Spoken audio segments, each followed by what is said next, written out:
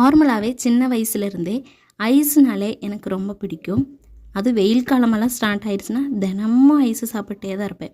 அதே மாதிரி தான் இந்த வெயில் காலத்துலேயும் எப்படியாவது ஒரு டைம் கண்டிப்பாக ஐஸ் சாப்பிட்ருவேன்.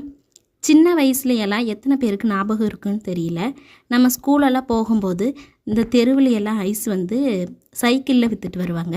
அதில் கிரேப்ஸு, மேங்கோ, சேமியா இது மாதிரி குச்சி ஐஸ் எல்லாம் இருக்கும். அதெல்லாம் சாப்பிட்டு ₹2 பேக்கெட் ரஸ்னா பொடியும் வாங்கி தண்ணியில் சர்க்கரையெல்லாம் போட்டு நல்லா கலக்கிட்டு நம்ம சாப்பிட்ட குச்சி ஐஸவே ஒரு டம்ளரில் போட்டு ஐஸ் ஆக்கி சாப்பிட்ட காலமெல்லாம் இருக்குது. அது அறியாத வயசு. ஆனால் இப்போது அறிஞ்ச வயசில் சரி நம்மளே ஐஸ் ட்ரை பண்ணலான்னு பால் ஐஸ் மாதிரி தான் ட்ரை பண்ணியிருந்தேன். வெண்ணிலா ஃப்ளேவரில் ட்ரை பண்ணியிருந்தேன். சூப்பராகவே வந்திருந்தது. நீங்களும் மறக்காமல் ட்ரை பண்ணி பாருங்கள்.